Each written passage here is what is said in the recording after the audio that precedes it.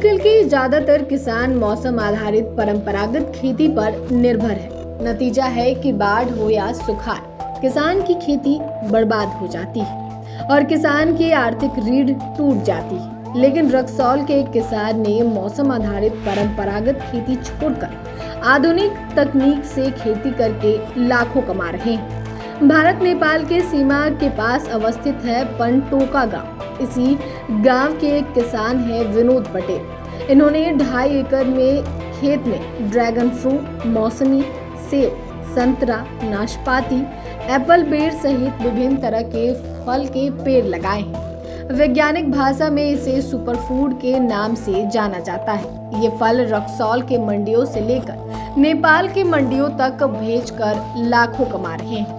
वहीं इस बारे में जब किसान से बातचीत की गई तो उनका क्या कुछ कहना है, आप वो भी सुने। परंपरागत खेती में क्या फायदा है किसान को? धान और गेहूं में जो उपज है बरसात के ऊपर निर्भर रहना पड़ता है, और ये खेती फायदेमंद है। सरकार का भी अनुदान बढ़िया है और फायदे का सौदा है किसान के लिए। किसान जो भी करता है अपने फायदे के लिए करता है। कुछ इसका बेनिफिट है, सुपर फूड है ये किसी को खाने के लिए। सुपर फूड का मतलब ये हुआ कि सारे विटामिन मिनरल इसमें उपलब्ध है। डायबिटीज का रोगी खाए चाहे कोई खाए, कोई नुकसान नहीं है इसका, इसलिए सुपर फूड कहा जाता है इसको। कौन कौन सा प्लांट लगाए हैं? और आप अभी हम लगाए हैं सर मौसमी, संतरा और एप्पल भी बढ़िया आया था। एप्पल का भी बढ़िया आया था, 100 पौधा एप्पल का लगाए हैं। कुछ परसिमन है, फ्यू प्रजाति का जो जैपनीज फल होता है वो भी लगाए हैं। उसके अलावा कुछ जामुन लगाए हैं और आंवला भी लगाए हैं। हम भी किसान हैं। रामगढ़वा मेरा बगल में घर हुआ, तो विनोद जी हमारे बहुत पुराने मित्र हैं। ये पहले से खेती कर रहे हैं, तो थोड़ा जब पुराने हो गए तो इनसे जानना है जो कैसा कमर्शियल दृष्टि से यह खेती कैसा रहेगा।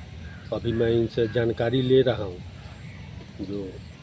तो आपने किसान को सुना जिन्होंने बताया कि धान और गेहूं में जितना फायदा नहीं होता उतना इस फल से कमाई होता है।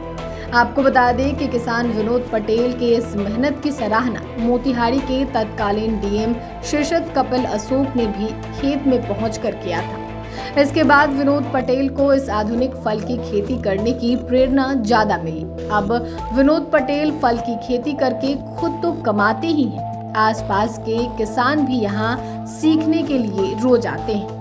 इनके खेतों में फल की खेती सीखने आए किसान अशोक कुमार कहते हैं कि अब परंपरागत खेती से फायदा नहीं है। अपनी जमीन पर फल की खेती हो तो हिमाचल एवं कश्मीर पर निर्भर नहीं रहना पड़ेगा, हमारी आमदनी भी बढ़ेगी। तो फिलहाल के लिए इतना ही। आपको ये खबर कैसी लगी हमें कमेंट कर जरूर बताएं। साथ ही चैनल को सब्सक्राइब करें, फेसबुक पेज को लाइक करें। वीडियो देखने के लिए आपका धन्यवाद।